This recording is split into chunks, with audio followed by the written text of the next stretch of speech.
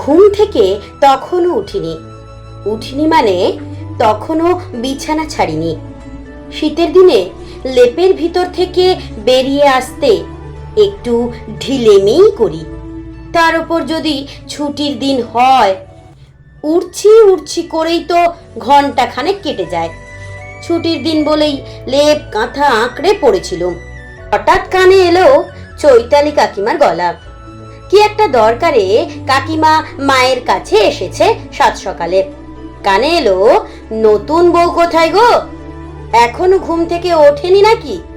উত্তরে মা বলল, বৌমা তো বাড়িতে নেই। আমাকে বলল বাপের বাড়ি গিয়ে কদিন থাকবো মা, বাবা মায়ের জন্য মন কেমন করছে। বাবা মায়ের খুব আদুরে মেয়ে তো। আমি নিজেই বললাম, যাও এক সপ্তাহ ঘুরে এসো। রুদ্র তো গো গো করছিল, বলল 1 সপ্তাহ, 3 দিন থেকেই চলে আসবে। আমি বরং ধমক দিয়ে বললাম, কেন রে, বাবা মায়ের কাছে ওর থাকতে ইচ্ছে করে না বুঝি? তোকে তো আর নিজের বাড়ি নিজের মাকে ছেড়ে থাকতে হচ্ছে না, থাকতে হলে বুঝতিস। রুদ্র মানে আমি, আমার বিয়ে হয়েছে সবে তখন 3 মাস। শুয়ে শুয়ে মা আর ওই কাকিমার কথোপকথন শুনছিলাম।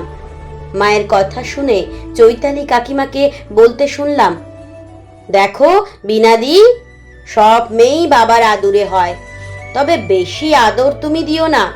শক্ত হাতে ধরে রাখতে না পারলে হাত ছাড়া হবে তোমার ছেলে। কিছু মনে করো না, একটা কথা বলি। তোমার ছেলে যেভাবে বউকে বাইকের পিছনে বসিয়ে রোজ রোজ ঘুরে বেড়াতে দেখি, এতটা বাড়াবাড়িও কেউ করে না। কথাটা শুনে ভীষণ রাগ হচ্ছিল। ভাবলাম কাকিমাকে গিয়ে দুটো কথা শুনিয়েই দিই। দেখলাম আমার মাই তার জবাব দিয়ে দিল, এই বয়সে একটু করুক, এখন না ঘুরলে কবে ঘুরবে? জানো, আমার ছেলেটা ঠিক ওর বাবার মতোই।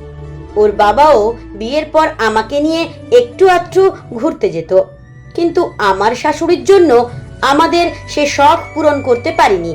উনি পছন্দ করতেন না, আর কোথাও বেরোলেই ভীষণ অশান্তি হতো। আমার স্বামীও তখন অশান্তির ভয়ে আর যেতে চাইতো না। আমাকে বলতো, আমাদেরও তো একটা জীবন আছে, আনন্দ করতেও তো পারি। মা যে কেন অশান্তি করে বুঝি না। কেমন যেন মন মরা হয়ে থাকতো আমার স্বামী। আমি বুঝতে পারতাম ওর মানসিক অবস্থা, কিন্তু আমিও নিরুপায়। ওই যে শাশুড়ির ভয়। বিয়ের 5 বছর পর রুদ্র হলো। ঘুরতে বেড়ানোর কথা তো ভুলেই গেলাম। ছেলে একটু বড় হতেই ভাবলাম ঝাড়া হাত পা হলাম, এবার তো যাওয়া যেতেই পারে। দেখলাম শাশুড়ি বাত সাধলো, বলল, ছেলে মানুষ করো। ছেলেকে মানুষ করার মতো আনন্দ আর নেই। আর কখনো কোনোদিন কোথাও যাওয়ার ইচ্ছে প্রকাশ করিনি। তখন রুদ্রর বাবার সামান্য একটা চাকরি, আর্থিক অবস্থা অতটা ভালো ছিল না। জীবনে সেভাবে কোনো সুখই পেল না মানুষটা। যতটুকু করে গেছে সংসারের মানুষগুলোকে ভালো রাখার জন্য। প্রতি বছর দুর্গাপূজাতে সবার জন্য কিনলেও নিজের জন্য কিছু কিনত না। অথচ এমন ভাগ্য দেখো, ছেলে ভালো চাকরি পেল, কত সুখ এখন, অথচ সে মানুষটাই নেই। এই যে ছেলের বিয়ে দিয়েছি, এই যে ওরা ঘুরে বেড়াচ্ছে, আনন্দ করছে, এতেই আমার সুখ শান্তি। যেটা ওর বাবা পারেনি সেটা ছেলে করতে পারছে তো। আমি বুঝি ছেলের বউয়ের সাথে ভালো ব্যবহার করা মানে নিজের ছেলেকেই ভালো রাখা। সেটা তখন আমার শাশুড়ি বোঝেনি। আমাকে জব্দ করতে গিয়ে তো নিজের ছেলের সুখটাকে কেড়ে নিয়েছে। আমি তো আর আদ্যিকালের শাশুড়ি না, এমনটা হতে দেখলে জ্বলতে থাকবো। আমরা এই যুগের শাশুড়ি। চৈতালি দি, তোমারও তো একটা মাত্র মেয়ে। তোমার জামাই যখন দেশ বিদেশে মেয়েকে নিয়ে ঘুরে বেড়ায়, তুমি যেমন গর্ব করে বলো আমার মেয়ে অস্ট্রেলিয়া ঘুরছে, তেমনি আমিও বলতে পারি যেন। জানো তো, আমাদের সমাজে জামাই আদর হয়, কিন্তু বৌমার আদর কদর হয় না। যদি হয় তাহলে আত্মীয় স্বজন, পাড়া প্রতিবেশী তখন সহ্য করতে পারে না। কথাটা তুমি খারাপভাবে নিও না। আসলে তোমার মতো আমার নিজের বোনও ফোন করে আমাকে এমন কথা বলেছে। সে যাই হোক, বলো কি দরকারে সাত সকালে বিনাদিকে মনে পড়লো? কথাগুলো শুনে কাকিমা দরকার না মিটিয়ে বাড়ি চলে গিয়েছিল। মনে মনে ভাবছিলাম, এই না হলে আমার মা আচ্ছা কষে দিয়েছে। গুরু ঘাঁটিয়ে বিদ্যে নেওয়ার ফল এবার বোঝো। তারপর থেকে কাকিমা আমাদের বাড়িতে অনেকবার এসেছে, কোনোদিন আর এমন প্রসঙ্গ তোলেনি। তবে মায়ের এই আধুনিক চিন্তাধারাটা চিরকালের। সেই কোন ছোটবেলা থেকে দেখে আসছি। ছোটবেলার একটা ঘটনার কথা খুব মনে পড়ে। মায়ের সঙ্গে আমার ঠাকুমার সে কি ঝামেলা। মা কোথাও একটা যাবে সেদিন। মা বলল, দুপুরে খাওয়া হয়ে গেলে এঁটো বাসনটা ধুয়ে রাখিস, আমার জন্য ফেলে রাখবি না। মায়ের কথা শুনে ঠাকুমা বলল, তুমি ছেলেকে দিয়ে ঘরের কাজ করাচ্ছ? মনে রেখো, ও ছেলে, মেয়ে নয়। মা বলেছিল, ওই জন্যই ওকে করতে বলছি। এঁটো বাসন ধোয়াটা শিখে নিলে ভবিষ্যতে ওর ইগোতে লাগবে না। মা বেরিয়ে যাওয়ার পর আমার ঠাকুমা আমাকে বলেছিল, দাদু ভাই, তুমি একদম বাসন ধোবে না, ওই কাজগুলো তোমার নয়। তোমার মায়ের বুদ্ধি শুদ্ধি একটু কম আছে।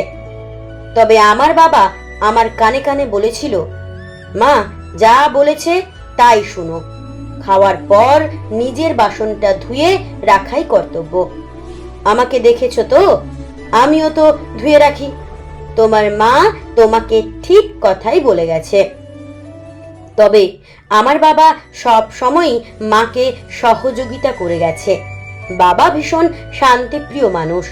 ঠাকুমার ঝামেলা অশান্তির ভয়ে অনেক সময় চুপ থাকলেও সঠিক শিক্ষাটাই বাবা আমাকে দিত। নিজের ভালো থাকা নয়, ভেবেছে পরিবারের মানুষগুলোর ভালো থাকার কথা। নিজে পুরনো পোশাক পরে দিনের পর দিন কাটিয়ে দিয়েছে, অথচ আমাদের কখনো অভাবে রাখেনি। দুর্গাপুজোতে নিজের জন্য জামা প্যান্ট না কিনে আমাদের জন্য নিয়ে আসতো। মনে আছে, একবার কিছু টাকা জমিয়েছিলাম, একসঙ্গে অনেকগুলো খুচরো টাকা দেখে মা জিজ্ঞেস করেছিল, একসঙ্গে এতগুলো টাকা কোথায় পেলি? বলেছিলাম, জমিয়েছি, বাবাকে আমি একটা জামা কিনে দেব। এমন কথায় বাবার চোখে জল দেখেছিলাম। বাবা ভীষণ খুশি হয়েছিল। তারপর বলেছিল, ওই টাকা দিয়ে তোর মায়ের জন্য শাড়ি কিনে দিস। মায়ের প্রতি কি অসম্ভব ভালোবাসা ছিল বাবার। তবে বাড়ির প্রতিটা মানুষকে কিভাবে ভালো রাখা যায়, এই শিক্ষাটা আমার বাবার থেকে পাওয়া। ছোটবেলায় ভাবতাম আমিও বড় হয়ে ভালো চাকরি করে আমার বাবাকে দামি দামি পোশাক পরাবো, কিন্তু সে সৌভাগ্য হলো না। তার আগেই বাবা চলে গেলেন। তবে মায়ের জন্য চেষ্টা করি সবটুকু দিতে। মাকে ইচ্ছে মতো সাজাই। মায়ের ভালো থাকা মানেই ওপর থেকে বাবার আশীর্বাদ পাওয়া, এটা আমি ভীষণভাবে মানি। মাকে সাজানোর কথা বলতে গিয়ে একটা কথা মনে পড়ে গেল। আমার বিয়ের ঠিক 3 দিন পরের একটা ঘটনা। রুক্মিণী আমাকে বলল, তুমি তো মায়ের ব্যাপারে বেশ কেয়ারফুল। শুনলাম মাকে তুমি সোনার বালা করে দিয়েছো বিয়ে বাড়িতে পরার জন্য। রিসেপশনের দিন যে শাড়িটা পরেছিল, শাড়িটাও তো বেশ দামি, ওটাও তো তুমি কিনে দিয়েছো, তাই না? রুক্মিণী মানে আমার বউ। রুক্মিণীর এমন কথা শুনে কেমন যেন একটা খটকা লেগেছিল। ভাবলাম, মাত্র 2 দিন বাড়িতে এসেই এসব কথা জিজ্ঞেস করছে। আমি হাসি মুখেই বললাম, মায়ের অনেক দিনের শখ ছিল সোনার বালা পরার। ভাবলাম আমার বিয়েতেই মাকে উপহার হিসেবে দেব। আমার এমন কথা শুনে রুক্মিণী কি যেন ভাবতে শুরু করলো। দেখলাম কথাটা শোনার পর মনটা ওর বিষণ্ণ হয়ে গেল। মনে হলো খুশি হলো না।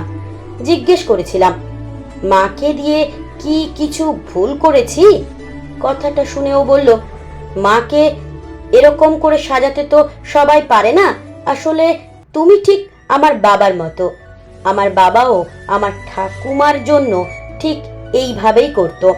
তোমার এই দায়িত্ব দেখে এত ভালো লাগলো বলে বোঝাতে পারবো না। আসলে আমার ঠাকুমা 3 বছর আগে মারা গেছেন। তুমি এটা বলতে আমার নিজের ঠাকুমার কথা মনে পড়ে গেল, তো তাই একটু খুব খুশি হয়েছিলাম এমন কথা শুনে। ভালো পরিবার মানে ভালো শিক্ষার আধার, তাই হয়তো এই ব্যাপারটা ওর চোখে শোভন থেকেছে। আজ 4 বছর হয়েছে আমার বিয়ে হয়েছে। মায়ের আধুনিক চিন্তাধারার সাথে আমার বউও সমান তালে তাল মিলিয়েছে। আমার সাধ্যমতো আমি যে একাই আমার মাকে সাজাই তা নয়, আমার বউও আমার মাকে সাজিয়ে তোলে। আবার ওই বাড়িতেও মানে আমার শ্বশুর বাড়ির দায়িত্ব দুজনেই পালন করছি। আমার মা আমার শ্বশুর মশাইকে বলে, বেয়াই মশাই এই বাড়িতে চলে আসুন, একসঙ্গে থাকি বরং। শ্বশুর মশাই বলেন, সময় হলেই ঠিক চলে যাব। তবে রুক্মিণীকে নিয়ে আমার ভীষণ গর্ব হয়। সংসারে এত সুন্দর ব্যালেন্স করে চলে, মনে হয় সব ভালো গুণগুলো ঈশ্বর ওর মধ্যে দিয়ে পাঠিয়েছেন। আজকাল বৌমার পাল্লায় পড়ে আমার মা চুড়িদার পরা থেকে শুরু করে বিউটি পার্লার পর্যন্ত দৌড়াচ্ছে। তবে বাবার জন্য দুঃখ হয়, যে মানুষটা আমাদের জন্য এতটা করেছে সেই মানুষটার আমাদের সাথে থাকা হয়নি। বাবা মারা যাওয়ার পর আমি মায়ের জন্য ভালো ভালো শাড়ি কিনে আনতাম। মা পরতে চাইতো না। মা বলতো, তোর বাবা যদি আজ থাকতো তাহলে সে মানুষটাও তো একটু সুখ ভোগ করতে পারতো। বাবার জন্য কিছু করতে পারিনি বলে একটা দুঃখ আমিও পেতাম সব সময়। তারপর একদিন মা বলল, তোর বাবার জন্য করতে পারিসনি সে দুঃখ পূরণ হবে। যাদের কিছু নেই তোর সাধ্যমতো তাদের জন্য কিছু করিস, ওতেই তোর বাবার আত্মা শান্তি পাবে। মায়ের এমন আধুনিক চিন্তাকে আমি শ্রদ্ধা জানিয়ে বলেছিলাম, ঠিক বলেছ মা, ওটাই হবে আমার উচিত কাজ। প্রতি বছর পুজো আসলে কিছু পোশাক আশাক তুলে দিই তাদের হাতে, যাদের পুজোতে পরার মতো কোনো নতুন পোশাকটাই হয় না। সেই ট্র্যাডিশন 7 বছর ধরে চলে আসছে। আগে আমি একাই এ কাজ করতাম, এখন সাথে পেয়েছি রুক্মিণীকে। 1 বছর হলো রুক্মিণী চাকরি পেয়েছে। আমার মা বলে, আধুনিকতা পোশাক আশাক কথাবার্তায় আসে না, আসে আচারে ব্যবহারে মনে মননে চিন্তা ভাবনায় আর সঠিক কাজের মধ্যে দিয়ে। পরিবার হলো এমন এক পাঠশালা, যে পাঠশালায় বাবা মা হলেন জীবন্ত দুটো বই। তাদের আধুনিক শিক্ষাতেই জীবন সুন্দর হয়ে ওঠে।